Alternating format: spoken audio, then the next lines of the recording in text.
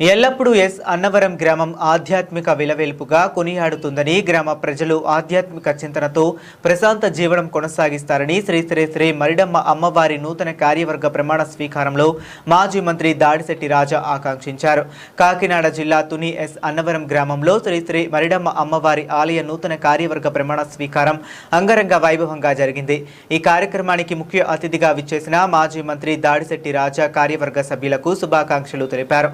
ఈ సందర్భంగా మాజీ మంత్రి మాట్లాడుతూ ఆలయ అభివృద్ధికి తన వంతు సహకారం అందిస్తానని, నూతన కార్యవర్గం మరింత ఉత్సాహంగా పనిచేయాలని సూచించారు.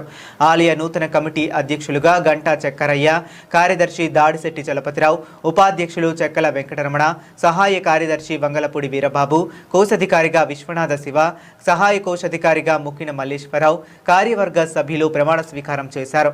నూతన కార్యవర్గానికి తుని పట్టణ ప్రముఖులు, ఎస్ అన్నవరం గ్రామ ప్రజలు, వివిధ రాజకీయ ప్రముఖులు శుభాకాంక్షలు తెలియజేశారు.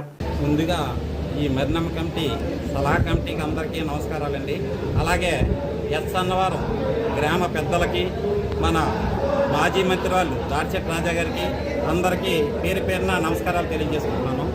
అలాగే ఎస్ అన్నవరం లక్ష్మీదేవి శరీర దగ్గర మరిడమ్మ ఆలయానికి నా మీద ఎంతో నమ్మకంతో ఈ ఊరు పెద్దలు, ఈ కమిటీ పెద్దలు నాకు అప్పచెప్పిన బాధ్యతని చాలా చక్కగా తీసుకొస్తానని మీ అందరి సహకారాలతో నేను ఎస్ అన్నవరంలో ఈ మరిడమ్మ తల్లి కమిటీని అభివృద్ధికి దిశలో తీసుకెళ్తానని, మీ అందరి సహకారాలు నాకు కావాలని మీ అందరికీ కూడా పేరు పేరున నమస్కారాలు తెలియజేసుకుంటున్నాను. అలాగే మన మరిడమ్మ కమిటీ సలహా కమిటీకి, అలాగే మరిడమ్మ కమిటీ పెద్దలకు, అలాగే సభ్యులకు అందరికీ కూడా పేరు పేరున నమస్కారం చేసుకుంటున్నాను. ఎస్ అన్నవరంలో మరిడమ్మ తల్లి పండుగ అంటే మోక నీరమ్మ పండుగ అనేవారు. మోక నీరమ్మ అంటే మా అమ్మమ్మ. నాకు ఈ అధ్యక్షులు ఇచ్చారు కాబట్టి మా అమ్మమ్మ ఒకప్పుడు మరిడమ్మ సేవ చేసేది.